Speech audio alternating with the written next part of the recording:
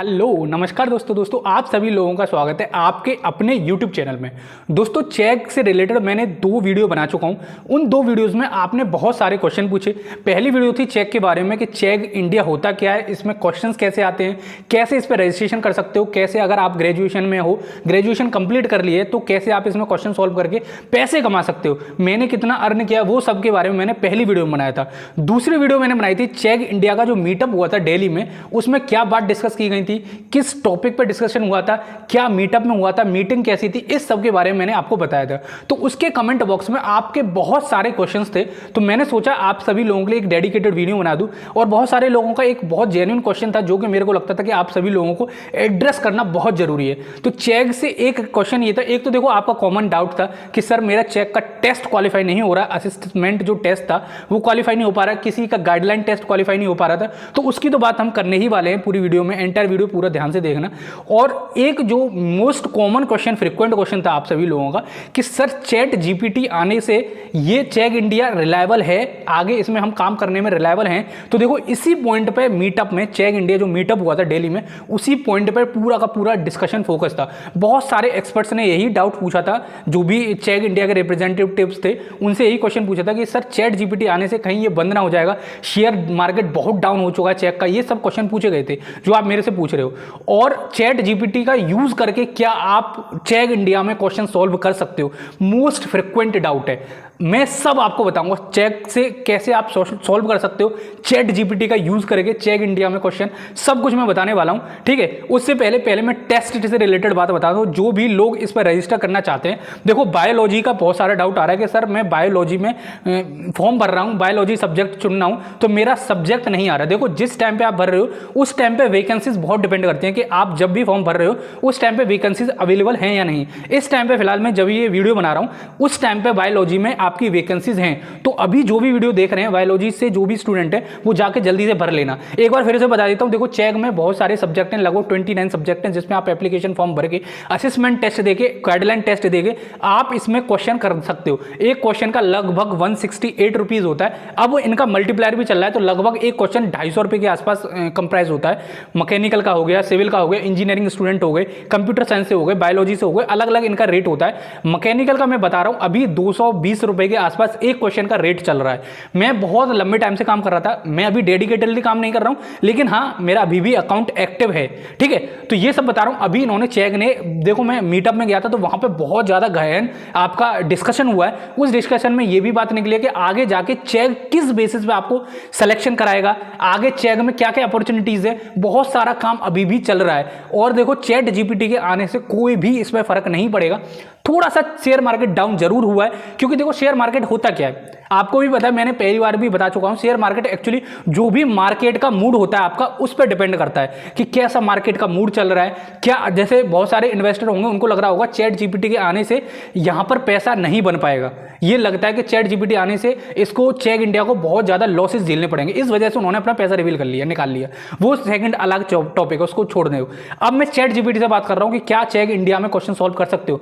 तो देखो यार कर सकते हो, चैट जीपीटी से क्वेश्चन सॉल्व कर सकते हो, लेकिन ऐसा नहीं है कि आपने चैट जीपीटी में डाला और सीधे के सीधा कट कॉपी पेस्ट उठा के आपने इस पर डाल दिया। चैट जीपीटी का यूज कर सकते हो, लेकिन आपको वैल्यू ऐड करनी पड़ेगी। ऐसा नहीं है कि पूरा का पूरा क्वेश्चन उठाया, जो भी इनके वहां पे क्वालिटी रिव्यू वाले होते हैं वो सब आपके पकड़ लेते हैं कि भाई साहब आपने आर्टिफिशियल इंटेलिजेंस से बना हुआ आपका ये क्वेश्चन है। देखो सपोज करो कोई भी क्वेश्चन आया, मैकेनिकल का मैं कोई क्वेश्चन ले लेता हूं, सपोज करो एक क्वेश्चन आया व्हाट इज अ बीम। ठीक है, ये सिंपल क्वेश्चन है, बहुत बेसिक क्वेश्चन है, मैकेनिकल इंजीनियरिंग और सिविल इंजीनियरिंग का बीम पे डिस्कशन करना है और उसमें डिफरेंट हिंजेस बतानी है, आपको रिएक्शंस बतानी है। तो आप सीधे जाओगे चैट जीपीटी पे डाल दोगे, वो आपको पूरा लिख के दे देगा। अब आप एज इट इज उठा के चैट जीपीटी का अगर आप चेक इंडिया में डाल दोगे तो भाई डेफिनेटली आपका अकाउंट रिवोक होने वाला है। आप आइडिया ले सकते हो कि चैट जीपीटी से आप आइडिया ले सकते हो कि भाई साहब मेरे को हिंज के बारे में बता दो और मेरे को बीम्स के बारे में बता दो, और या फिर किसी भी बुक का रेफर कर सकते हो कि इस वाली बुक से लिख लिया, उससे रेफर कर सकते हो। लेकिन ऐसा कि नहीं है कि बिल्कुल कट कॉपी पेस्ट उठा के वहीं से डाल दिया। अगर वो करोगे तो भाई साहब आपका अमाउंट जो अकाउंट है वो रिवोक कर दिया जाएगा, अंडर गाइडलाइन जो वॉयलेशन है उसके अंडर में डाल दिया जाएगा, प्लेग से रिलेटेड। प्लेगरिज्म इनका अलग, जीरो टॉलरेंस होती है प्लेग से रिलेटेड। पूरा कट कॉपी पेस्ट मत करो। अगर आप देखो चेक इंडिया पे पहले सबसे पहले तो अकाउंट बनाओ। जिस लोगों का अकाउंट नहीं है वो अकाउंट बनाओ। जिनका अकाउंट है अगर वो चैट जीपीटी का यूज कर रहा है तो अपने दिमाग से यूज करो उसे। ऐसा नहीं है कि सीधे से उठा के आपने वहां से टॉपिक उठाया, वहां पे क्वेश्चन पेस्ट कर दिया, फिर जो आंसर आया उसको कट किया और पेस्ट कर दिया। देखो चैट जीपीटी की भी अभी अपनी एक ड्रॉबैक है, वो कैलकुलेशन बहुत अच्छी सॉल्व नहीं कर सकता है। हाँ, थ्योरेटिकल क्वेश्चन बहुत अच्छे आंसर दे देता है, लेकिन उसमें भी उसके एरर होते हैं चैट जीपीटी में। अभी 100% एक्यूरेटी चैट जीपीटी भी नहीं है। इस वजह से आपको अपना माइंड यूज करना पड़ेगा, ह्यूमन इंटरवेंशन आपको करना पड़ेगा। उसका थोड़ा सा आइडिया लो। जैसे सपोज करो कोई भी एक क्वेश्चन आ रहा है, उसको चैट जीपीटी पे डालो, उससे आइडिया मिल जाएगा आपको कि कैसे सॉल्व करना है। क्योंकि आपने जो भी सब्जेक्ट पढ़ रखा होगा उसी से रिलेटेड आप क्वेश्चन सॉल्व करने वाले हो, तो उसी से रिलेटेड आपका टॉपिक आने वाले हैं कि ये टॉपिक है, उसी से रिलेटेड आपको थोड़ा बहुत समझ में आ जाएगा, ओवरव्यू मिल जाएगा कि ऐसे क्वेश्चन सॉल्व करने हैं। उसी क्वेश्चन को सॉल्व करके आपको उस पर डाल देना है, ठीक है। तो ये आपको चैट जीपीटी से रिलेटेड समझ में आ गया।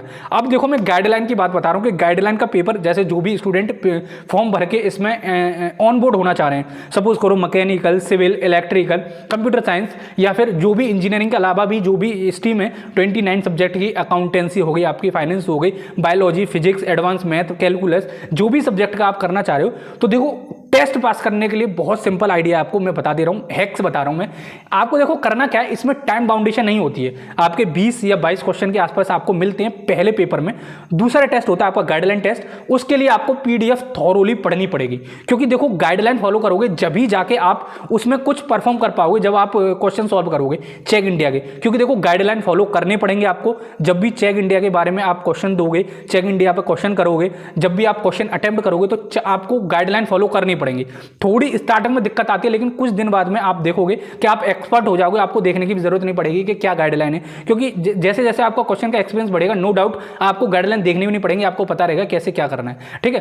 तो मोस्ट इंपोर्टेंट देखो मैंने 2 क्वेश्चन एड्रेस किए हैं। पैसे की तो मैं क्या ही बताऊं, देखो मैंने लास्ट टाइम भी बताया था, मेरे को बहुत सारा एक्सपीरियंस हो चुका है। मैं 2019 से इस पे ऑन बोर्डेड हूं, तो मेरे पास बहुत सारा एक्सपीरियंस है इसका। इस वजह से मेरे को सीरियसली क्वेश्चन करने में भी टाइम नहीं लगता। मैं ज्यादा टाइम नहीं देता हूं, फिर भी मैं आपको अप्रोक्सीमेटली बता देता हूं, हर महीने 100 से लेके 110 120 मेरे क्वेश्चन हो जाते हैं। मैं बहुत कम टाइम देता हूं। एक दिन में लगभग आप मान के चलो, किसी दिन तो मैं करता भी नहीं हूं, लेकिन हाँ एक दिन में मैं 1 घंटे से लेकर 1.5 घंटा या 2 घंटा कम से कम ही देता हूं। मतलब ज्यादा से ज्यादा यही टाइम देता हूं, इससे ज्यादा मैं टाइम नहीं देता हूं, क्योंकि मेरे पास टाइम भी नहीं है, क्योंकि और भी जगह मेरे को टाइम देना है। तो 1 से 1.5 घंटा किसी दिन देता हूं, और किसी दिन वो भी नहीं देता हूं। तो उसी में टोटल आपका मंथली जो हो जाता है वो आपका 110-100 क्वेश्चन के आसपास एवरेज हो ही जाता है, ठीक है। आप उसे अपने हिसाब से लगा लो कि कितने रुपए रेट होने वाला है, तो इतना आ ही जाता है, ठीक है। और मैंने पहले भी बता दिया कि मैंने लैक्स ऑफ अर्निंग कर रखी है, तो इसलिए मैं ज्यादा टाइम नहीं दे रहा, तो मेरे पास उसी हिसाब से अर्निंग है। इसीलिए मैं बोल रहा हूं आप इस पर, जैसे अगर आप स्टूडेंट हो, जैसे मैं देख रहा हूं जो ऑडियंस है